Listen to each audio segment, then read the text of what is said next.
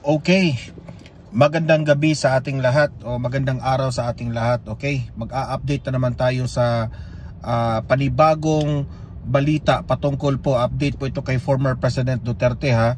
Una nating pag-uusapan ay ito ngang si former President Duterte ay may video na ni-release no, ni Kitty Duterte at saka ni Senator Bongo na kumakain na po si Tatay Digong no. It's a good thing at magandang balita ito na kumain na po si former President Duterte inside the kanyang eroplanong sinakyan no. Hindi ko lang alam kung itong eroplanong sinakyan ni Tatay Digong ay yun ba yung pagdating na niya o yung pagpapunta pa lang sa Netherlands no. We will confirm that one. Okay, itong pag-usapan rin natin kasi ang dami nating ano na ngayon i-react Pag-usapan rin natin itong si Kitty Duterte po. Nag-file na po ng petisyon para makabalik na po si Tatay Digong dito sa Pilipinas. So this is a good news. And atin rin pag-uusapan ang mga reaction po ng mga senador no sa nangyari po kay former President Duterte. Atin po yung i-react. At guys, ito pa, panuorin rin natin itong itong video kung saan si Kitty Duterte po, grabe, sumisigaw, galit na galit po nung time na si Tatay Digong po ay i-transfer na sa eroplano.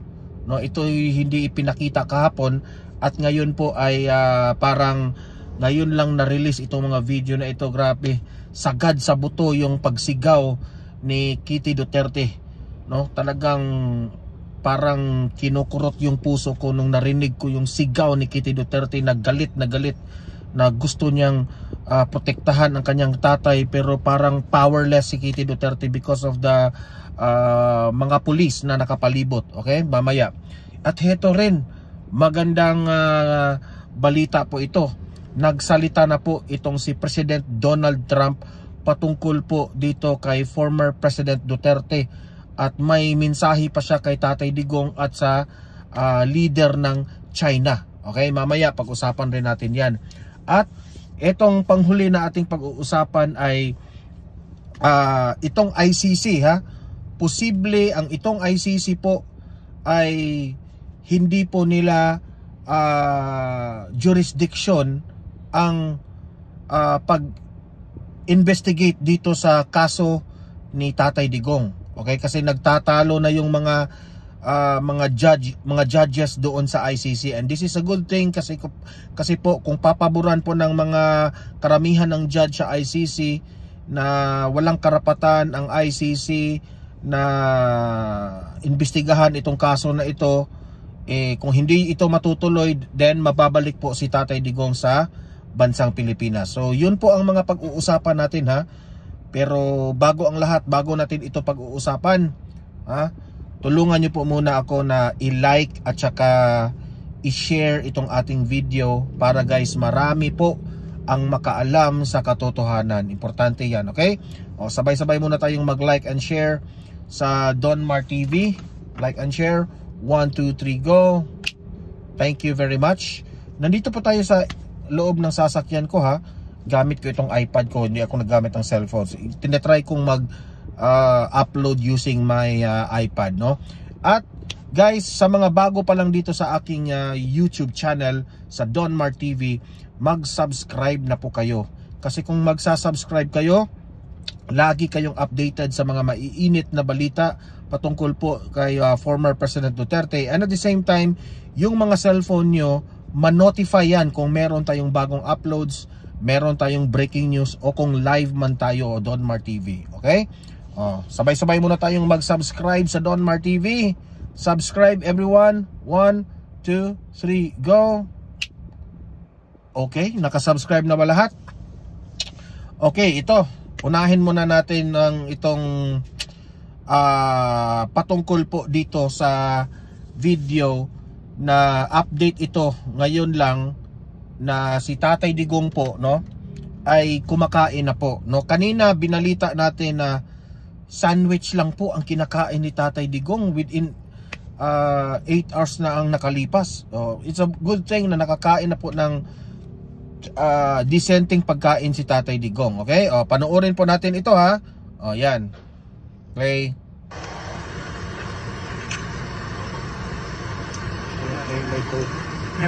Wala.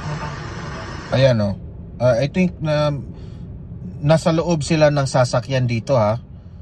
This is, I think, post ito.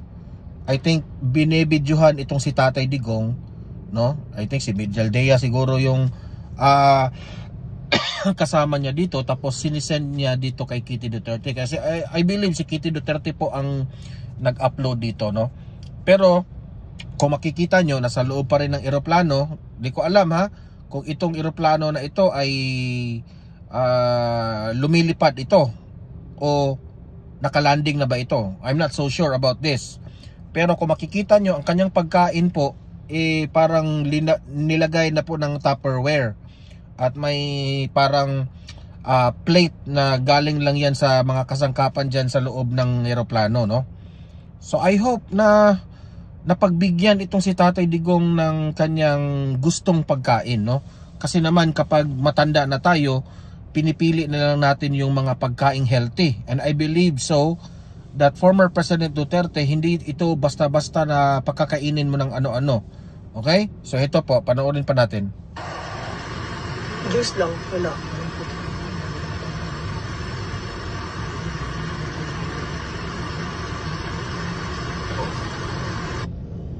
Yan ha. So at least meron tayong update na nakikita natin ha, na kalagayan po ni former President Duterte. Okay, sir, mensahe lang sa taong bayan, hope all is well and we will always pray for you, former President Duterte, and God bless you, sir. I hope always kang mapoprotektahan ng Panginoon. Okay? We are praying for you, former President Duterte. We love you po. We love you talaga po. Okay? So, punta tayo sa next nating pag-uusapan. Ito yung ipapakita ko sa inyo ha, na grabe, sagad sa buto itong pagsisigaw ni Kitty Duterte, guys. Grabe. Nakakagalit po itong ginagawa nila kay Tatay Digong. Ako po ay naaawa kay Kitty Duterte dito, no? Na powerless, walang magawa si Kitty Duterte kundi sumigaw na lang sa galit sa ginawa ng kanyang tatay. Heto po, panoorin nyo.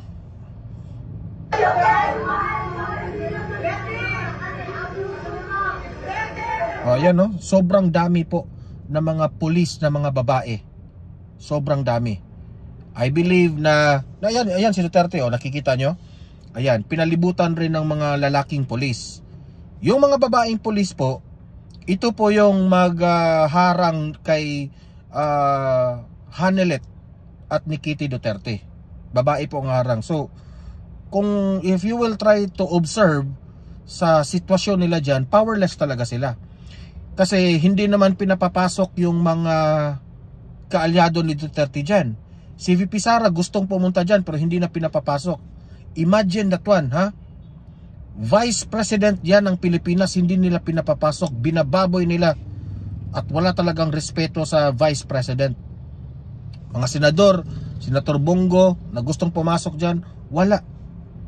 Kaya sabi ko sa sarili ko, sana sa 2028 talaga, no? Kapag mapresidente na itong si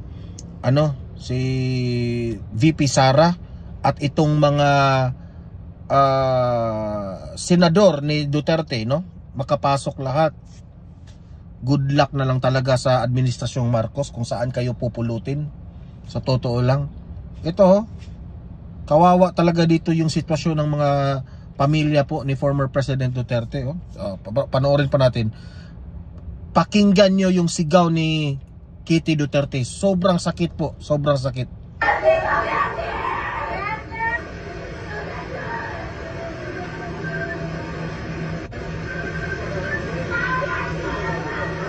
Rinig nyo yun?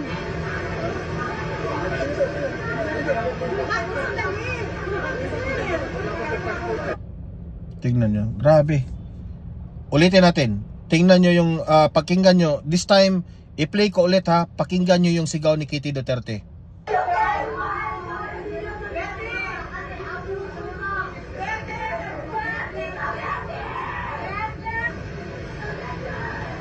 Sumisigaw pa.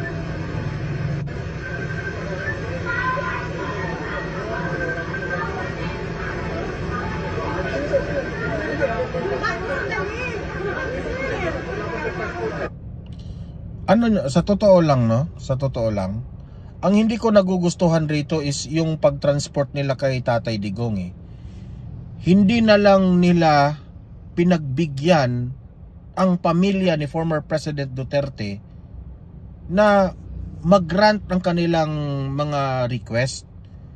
Yung makita si Vice President Inday Sara Duterte, hindi nila pinayagan eh. Ang nangyari kasi doon, no? Hindi na talaga nila hinintay yung TRO. Talagang may anomalous doon eh. Kasi hanggang ngayon nagdududa talaga ako na may kinalaman si Bongbong Marcos dito sa utos na ito eh. Ayaw lang aminin ni Bongbong Marcos. Nakakagalit nga yung kanyang speech. Kitang-kita doon na hugas kamay itong si Bongbong Marcos. Sa totoo lang, hugas kamay siya dito. Galit na ang taong bayan dito eh. Galit na kay Bongbong Marcos eh. Sana naman matauhan yang si Bongbong Marcos patungkol dito kasi po ito yung bagay ha na makasisira sa senatorial slate ni Bongbong Marcos. Sirang-sira sila dito. Hindi na mananalo itong 12 na candidates ni Bongbong Marcos. Hindi na yan mananalo. Oh, sino pa bang gustong bumoto sa kanila? Na marami po ang mga nagsasabi na ginawa nila po ito itong inaresto, ha? Itong pag-aresto nila dito kay dito kay Duterte, ito lang po ay diversionary tactics po ng karamihang problema ng Pilipinas. At balita ko pa, kasi po iba-vlog ko mamaya ha, aside from the vlog, itong vlog na ito, ibabalita ko yung kalagayan po ni First Lady Liza Araneta Marcos, kung ano po yung nangyari sa kanya. Okay? At yung pangyayari kahapon na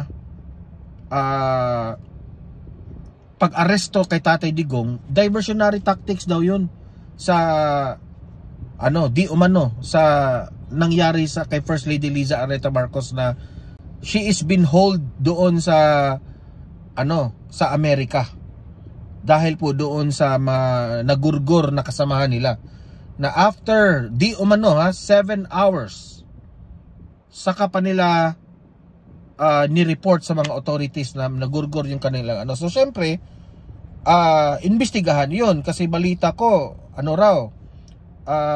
may kinalaman daw sa mga na-overdose raw. Diba? So ito daw diversionary tactics yung ginawa nila kay Tatay Digong eh. Yan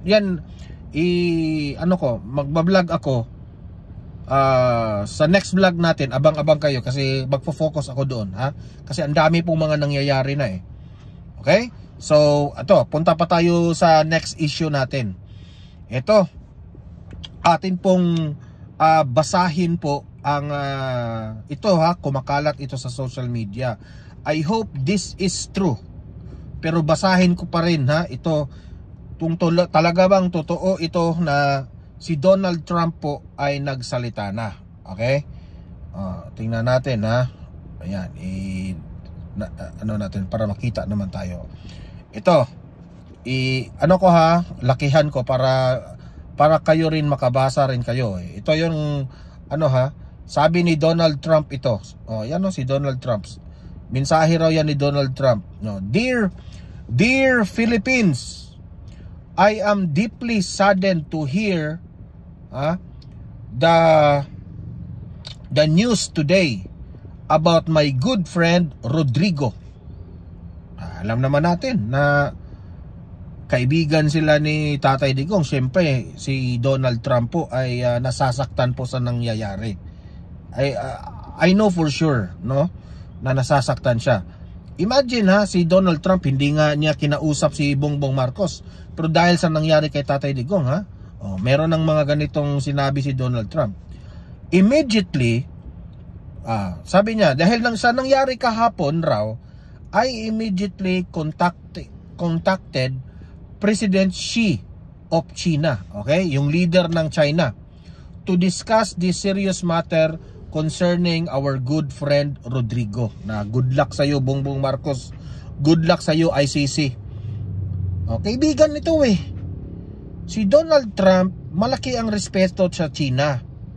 Ang China at ang Amerika, si Xi Jinping at itong si Donald Trump, malaki po ang respeto nila kay Rodrigo Roa Duterte, the president. So, good news ito sabi dito, do not worry Filipinos. Si Donald Trump na ang nagsasabi nito. Do not worry Filipinos. Your leader is our good friend and we stand behind him. So, ibig sabihin, itong si Donald Trump at itong si Xi Jinping naniniwala po sa mga paniniwala ni Tatay Digong. Sa mga advocacy at sa mga ligasiya ni Tatay Digong, nirerespeto at naniniwala si Donald Trump, President Donald Trump, at itong si Prime Minister Xi Jinping. Very obvious, okay?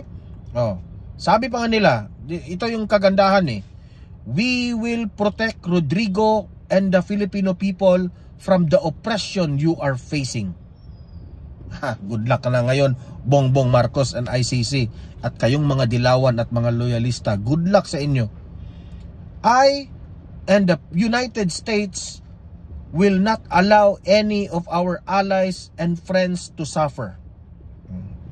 Hindi sila gusto yung mga kaibigan nilang kagaya ni Tatay Digong na magsasuffer sa mga ganitong style ng ICC and we will impose sanctions against the Marcos administration for the unlawful act they did.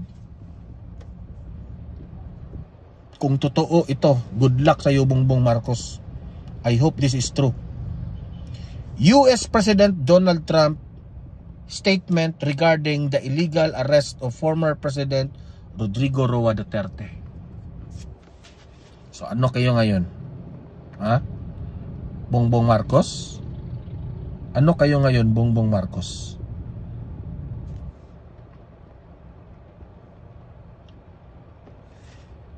Itong si Bongbong Marcos paalibay-alibay pa itong gagong ito itong bangag na ito Parang hugas kamay siya, parang ang Interpol pa ang kanyang sinisisi dito na ganyan. Sa simulat sa pool, kung hindi mo inalaw ito, kung may respeto ka sa bayan na ito, this is very malaking insulto sa atin. Na kaya pala tayo ng mga dayuhan ganyanin? Diba? You are so weak, leader. Weak na weak ka talaga. Bangag. Totoo lang. Okay? So yun po. Panalangin na lang natin sa Diyos. Sana tulungan itong si Tatay Digong at ano kayang posibleng mangyari dito kay Donald Trump at itong si Xi Jinping, no? Patungkol po kay former President Duterte. O eto. Ito naman patungkol po ito sa ICC. Okay, ito naman yung statement ng ICC ipapakita natin. Ayan. Lakihan natin para mabasa rin ninyo. Okay? Yan. Sabi, ito ay shared post ni Tio Moreno. Okay? Ito ay originally posted by Ilvin J. Austria Laceda. Shout out sa inyo Sabi dito sa post na ito. Wait mo na Yan. Sabi dito, dalawang ICC judges argued that Duterte trial is out of their jurisdiction. Meaning to say, nagtalo-talo na po ang mga judges ng ICC. Kung sila ba ay may karapatan na imbestigahan si Tatay Digong o hindi. Okay? Nagtalo-talo na mismo ang ICC ha. Kasi ano ang tigas kasi ng ulo nitong si Bongbong Marcos at itong mga dilawan In an earlier decision, ICC judges Brigham Boat, Chief Judge, and Lord Kipaninzi. I hope I pronounce it well. Argued that the ICC doesn't have jurisdiction over the Philippine situation. So may isang judge po na nagsasabi na wala tayong karapatan diyan. Di ba? The case regarding the war on drugs pending before ICC because the Philippines is no longer a state party under the Rome Statute. Kasi hindi na tayo membro ng ICC. So nagtalo-talo na sila doon sa ICC. Okay? So in the jurisdictional decision, the vote was close, 3 in favor, 2 against, including the Chief Judge. Full dissenting opinion. Ayan, may link dyan na pwede ninyong i-follow. Addendum. I posted this to show that even in the ICC, there is division among the judges regarding their jurisdiction over the case of President Duterte post-Philippine withdrawal. Okay, what do I mean by this? Okay? Ibig sabihin, kahit nga ipinagmamalaki ng mga kalaban ni Duterte, maloyalista man yan o madilawista na, si Duterte, ipakukulong na sa ICC, imbestiga na sa ICC. Hindi ba ninyo alam na mismo ang mga taga-ICC, nagtalo-talo na sila kung dapat may karapatan ba sila dito kay Duterte? Imagine that one. So meaning to say, sa simulat sa pool, alam na this. Pinopolitika lang talaga. Kasi hindi naman lahat ng mga judges ng mga taga-ICC ay pabor na imbestigahan si Tatay Digong. Yan ang point dito. Okay? Eto. Ano ba ang nasa rules nila? Okay? Ito, panoorin natin ito kasi maganda ito ito. Pinirmahan na nila. Wait muna. Ito. Yan. Sabi dito, ito ay pirmado po ng Judge Mark Perrin de Bridgeboat presiding and Judge Gotcha Lordipandinski. Ayan, dated this 18th day of July 2023 at the Hague, Netherlands. Ito yung laman po dito ng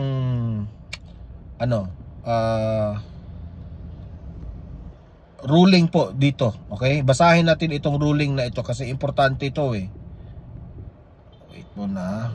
Hindi ko makontrol. Yan. For the foregoing reasons, ito lakihan ko para mabasa din ninyo. Yan. Wait muna Wait. Anong nangyari? Yan. For the foregoing reasons, we consider that the pre-trial chamber erred in law in concluding that the court had jurisdiction over the Philippine situation despite the Philippines withdrawal from the Rome Statute. So they are aware, na nangyari yan sa 2019 na kumalas tayo. Okay? As a result, we would have granted the Philippines first ground of appeal and found that the court cannot exercise jurisdiction in the Philippine situation. So wala na pong karapatan ang ICC. Mismo sila, inamin na nila yan. Okay? Consequently, we would have found remaining grounds of appeal moot. We would also have directed the pre-trial chamber to withdraw its authorization for the prosecutor's investigation and discontinue all proceedings in the situation. Done in both English and French, the English version being authoritative. Okay? So, maraming salamat po sa mga nag-research po dito. Okay? Oh. Meaning to say, ang mga taga-ICC rin, sila po ay sinisiguro rin nila. Kasi po,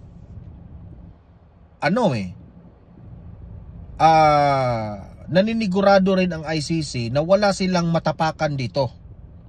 Winarningan na sila ng Amerika I-consider natin yon. Winarningan na po sila ng Amerika. So, ingat na po, nag-iingat ngayon ang itong ICC dito sa sitwasyon ni Tatay Digong. Okay? So, ibig sabihin, malaki po ang chance na maibalik po sa Pilipinas si former President Duterte. Okay? Malaki po ang chance dito. Kasi ito, kagagawan ito ng galit ni Bongbong Marcos Alam na natin yan Heto pa. Okay? So, yun po ang update patungkol sa sa ICC. Okay? So, pagdidebatehan pa natin dyan. So, sa ngayon, ipag-pray na lang natin si Tatay Digong sa kalagayan niya doon. Okay? Heto, panoorin rin natin ito, itong si Kitty Duterte. I think ito yung si Kitty Duterte na nag-file ng petisyon na mabalik si Duterte dito sa Pilipinas. Sir, ano-ano ang reaksyon ng mga senador? Hindi yun. Yung isa pala ito. Dante, posible bang magkaroon ng aksyon dyan ang Korte Suprema ngayong araw? Tanghali, Ella, bagamat hindi natin pwedeng pangunahan ang magiging desisyon ng Korte Suprema, kahapon kasi, Ella, yung petisyon ay kampo ng dating Pangulo ay mabilis naman ang naging aksyon ng ating kataas-taasang hukuman at itong petisyon na inihain ngayon ng kanyang anak. Tingnan nyo si Panelo yan at yung mga ibang mga lawyers dyan. Puro yan mga magagaling na mga lawyer Si Veronica Kitty Duterte, ang petition for habeas corpus ay isa itong legal remedy na kadalasan ay mabilis ang aksyon ng korte. Nagtungo sa Korte Suprema si dating Chief Presidential Legal Counsel Salvador Panelo at anak nitong si Attorney Salvador Paulo Panelo Jr. Silang tumatayong mga abogado ni Veronica Kitty Duterte sa inihain itong petition for habeas corpus. Kasunod ito ng pag-aresto kahapon sa kanyang ama na si dating Pangulong Rodrigo Duterte sa bisa ng ICC arrest warrant. Ayon kay Attorney Salvador Panelo Jr., hindi pwedeng batayan ang ICC warrant upang idetine ang dating presidente dahil wala na itong jurisdiksyon sa Pilipinas. Gumagana rin naman anya ng maayos ang justice system sa bansa. Dagdag pa ni dating presidential spokesperson Salvador Panelo, illegal ang ginawang pag-aresto. Hiling ni Kitty Duterte na atasan ng Supreme Court ang mga respondent tulad din na Executive Secretary Lucas Bersamin, Justice Secretary Crispin Rimulya, PNP Chief General Romel Francisco Marbil at CIDG Chief Nicolas Torre III na agad ilitaw o dalhin ang kanyang ama sa Korte Suprema. Illegal kasi umano ang pagditine at hindi sinunod ang proseso. So yun po yun po ang patungkol po dyan, no? Na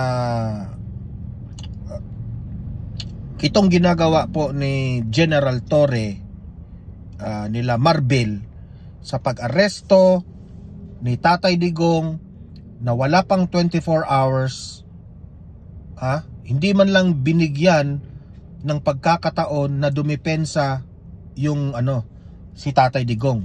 Yung mga kriminal nga pinagbibigyan ng halos 24 hours na you look for a lawyer, 'di ba? Merong ganun. Pero si Tatay Digong parang minadali. Dinala ka agad doon. So anong masasabi niyo doon? 'Di ba? Hatred talaga. Grabe. Diyan mo talaga makikita na there is really something wrong. So ito yung ipinaglaban ng mga legal counsel ni Tatay Digong, ha. Ito yung pinaglalaban nila. So yun yung gusto namin mangyari.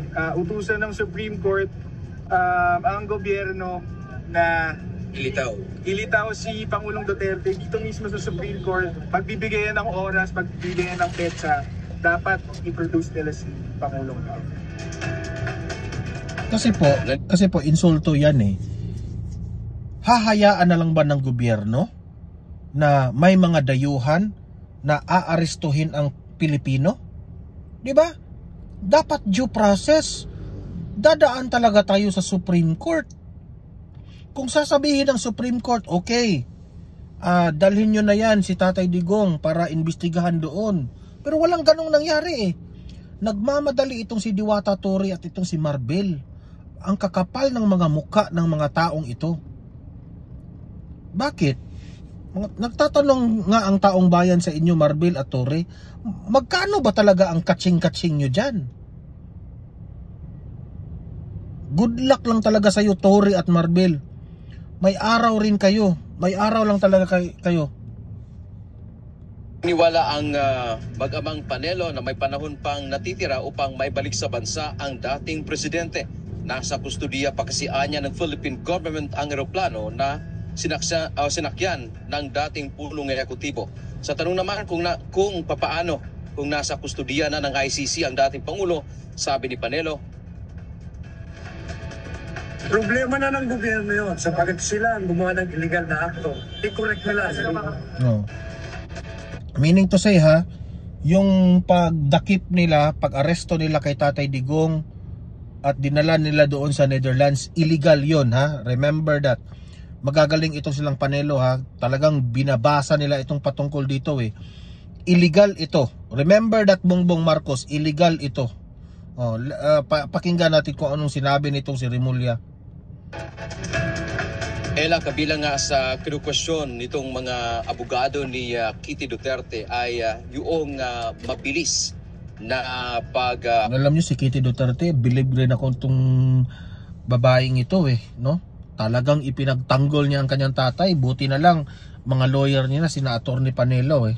Puha, kumbaga, ay dating Pangulo.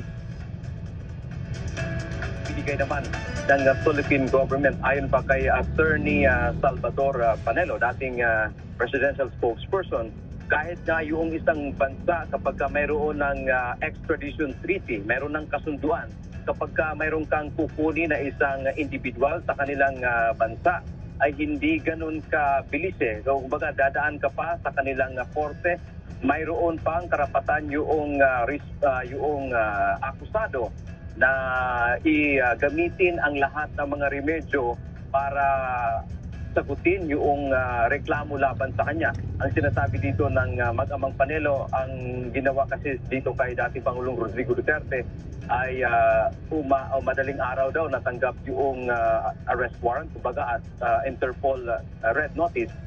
Subalit kinagabihan ay agad nang dinala sa The Hague, Netherlands, yung dating presidente. So ang sinasabi nila dito, Ella, bakit ganun naging mabilis, bakit hindi man lang binigyan ng karampatang due process ang dating presidente? Kasi po sa atin pong obserbasyon doon sa nangyari kay Tatay Digong, walang due process. Minamadali nila. It's very obvious na pinapahirapan nila ang pamilya Duterte at pati na exactly itong si Tatay Digong. Pinahirapan nila eh. Update mula dito sa Maynila. So yun yung ano ha. Ngayon naman panoorin rin natin itong mga reaksyon ng mga senador ha. Sari-sari reaksyon sa nangyari po kay Tatay Digong. Ito, panoorin po natin. Sir, ano-ano ang reaksyon ng mga senador sa pagsuko ng pamahalaan kay dating Pangulong Duterte sa ICC? Ella tiyak na magbubunga ng iba't ibang reaksyon ang pagkakaaresto at pagdadala ng mga otoridad kay dating Pangulong Rodrigo Duterte sa The Hague, Netherlands. Ito ang inihayag ni Senate President Francis Jesus Escudero matapos ngang ipatupad ng pamahalaan ang warrant of arrest mula sa International Criminal Court o ICC. Sa opisyal na pahayag na inilabas si Senador Escudero ngayong umaga, sinabi nito na ang mapayapa at maayos na pagpapatupad ng warrant ng Interpol ay nagpapakita ng pagsunod sa pangako ng bansa sa pandaigdigang kasunduan. Dito sa statement ni Chis Escudero, tandaan nyo itong si Chis, huwag nyo na itong iboto. Very obvious na pumanig siya sa opinion po ng Bongbong Marcos, itong Marcos administration. Pumapanig siya. Okay? So, itong si Chis Escudero, bulag na ito sa due process bulag. Kasi kung totoo kang naniniwala sa due process, binigyan niyo sana itong si Tatay Digong na makapag-file ng petisyon o kung ano man na depensahan niya ang kanyang sarili sa Supreme Court bago ito dalhin itong si Tatay Digong sa Netherlands na doon na ililitisin sa mga dayuhan. That is a big insult on our part, being a Filipino. Okay? Insulto yan. So ikaw, Chis Escudero, kung for example bigla kang may warrant of arrest sa mga dayuhan, hindi na kayo dadaan sa Supreme Court. Ganun ba? Papayag ka ba nun? Diba? Pero ikaw, Chis Escudero, bulag ka. Katotohanan. Inaasahan naman ng tagapangulo ng Senado na irerespeto ng ICC ang mga karapatan ni dating Pangulong Duterte at sisiguraduhin ang pagbibigay. Alam niyo, sa totoo lang, wala nang kasalanan ng ICC dito sa kasi malaking factor rin ang Marcos administration kaya nadala si Duterte. Parang ginusto rin ni Marcos na mapunta si Duterte doon ng angkop o patas na proseso o pagtrato batay sa rule of law. Bagaman natural sa demokrasya ang debate at hindi pagkakaunawaan, inihimok ng senador ang mga mamamayan ng kahinahunan at respeto na ipinakita rin ng magkakaibang panig kaugnay ng pangyayari. Hinihikayat din ito ang mga kandidato sa midterm elections na huwag gamitin ang issue para sa pagtataguyod ng kanilang kandidatura dahil sa isaan niya itong seryosong suliranin. Samantala, kinwestiyon naman ni Senador Alan Peter Cayetano ang naging proseso ng pag-aresto sa dating Pangulo na basta na lang anya buti pa itong si Alan Peter Cayetano. Diba? Kilala naman natin itong si Alan Peter Cayetano na parang nakipag-party-party ito sa mga bangag, diba? Sa administrasyon, tahimik itong si Cayetano. Duda ako dito kay Cayetano parang takot na takot ito sa administrasyong Marcos, di ba? Kasi kinalaban niya si Bongbong Marcos nung time ng 2016 election, di ba? Ayun, ang opinion na-observe ko sa opinion ni Alan Peter Cayetano, ang hindi naman niya sinabi na kinampihan niya si Duterte. Hindi naman niya sinasabi na kinampihan niya ang Marcos administration o ang administrasyon. Ang sa kanya lang, patungkol po sa due process. Okay?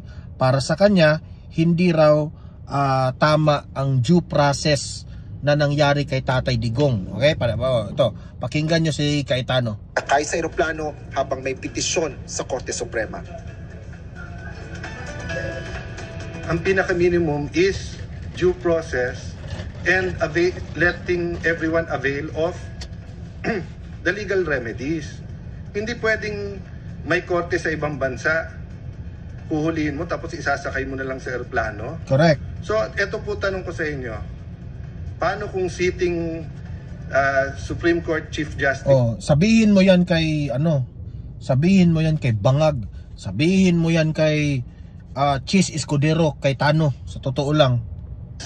Sitting Speaker, sitting Senate President, sitting Cabinet Member, sitting President ng ating bansa, may isang international court na naglabas Yung PNP, huhulihin nyo na lang, sasakay nyo na lang sa aeroplano, aalis na sa atin. For example, sampulan kita Bongbong Marcos, sampulan kita Torre at Marbil, sampulan kita. What if, example lang ito si First Lady Liza Araneta Marcos, huhulihin ng mga dayuhan. Example lang huhulihin siya ng Amerika kasi may kaso siya doon sa Amerika. Aarestuhin nyo si Liza Marcos? Kagaya ng ginawa nyo kay Tatay Digong na hindi na nakapagproseso ng due process? Yun yung ginawa nyo kay Tatay Digong Yun yung ginawa ninyo. Papayag kayo? Hindi, kasi kaalyado nyo si di ba? Kaalyado nyo si Liza. Kaalyado nyo yung presidente. Kasi inutusan kayo ng presidente. Yun ang katotohanan. Huwag na tayong magbulahan. Di ba? Ang sa akin lang, hindi ninyo binigyan si Tatay Digong ng fair treatment. Yun ang katotohanan. Di ba? Kasi kung si Marcos itong dinakip, protektahan ninyo. O kung si First Lady Liza Araneta Marcos, di ba? O one of these days pwede yang mangyari. Tingnan natin. Iba kasi yung treatment ninyo kay Tatay Digong May galit kasi kayo Huwag na tayong magbulahan. Bansa, di ba? So dagdag pa ni Senador Cayetano, ang pagiging mahinahon ay hindi nangangahulugan na papabayaan na lang ang inustisya sa nangyayari. So, fellow lawyers, it doesn't... Okay, wait muna. Parang na-off na-off natin. Wait muna video play, cancel. Ano muna? Playlist, music playlist.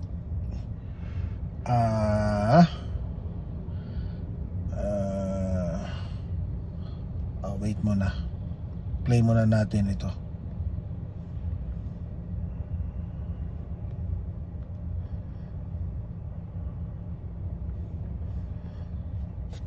Cancel. Media.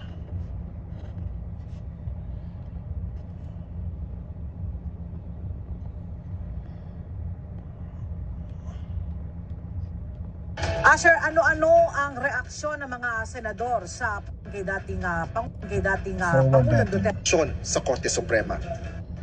Supreme Court Chief Justice, sitting Speaker, sitting Senate President, sitting Cabinet Member, sitting President ng ating bansa, may isang international court na naglabas. Yung PNP, huhulihin nyo na lang, sasakay nyo na lang sa aeroplano, aalis na sa ating bansa. Diba? So,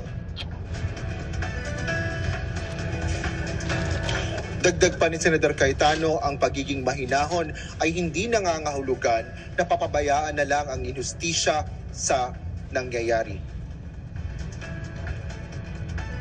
So, fellow lawyers, it doesn't matter if we're pro-admin, pro-Duterte, neutral, etc. Ang pinag-uusapan na dito, ano yung batas ng Pilipinas. And ako personally, I'm so uncomfortable. I'm much more than that, but I'm just trying to maintain my cool na pwede talaga. Sa madaling salita, ang ibig sabihin po ni Senador Cayetano, itong si Torre at si Marbil, hindi na talaga tumingin sa batas natin. Yan ang hirap dito ni Torre at ni itong si Marbil Ano lang sila? Ano ba ang madidescribe ko dito kay Torre at ni Marbil? Sumusunod lang sila sa utos ng kanilang among bangag without even considering yung batas natin. Kahapon sa nangyari po ni Tatay Digong, hindi na nila ginamitan ng batas. Kung ano yung utos ng amo nilang bangag, yun na. Sa totoo lang, yun ang nangyari. A foreign court will order, tapos arestuhin mo dito. Sige, sabihin mo pwede yun, but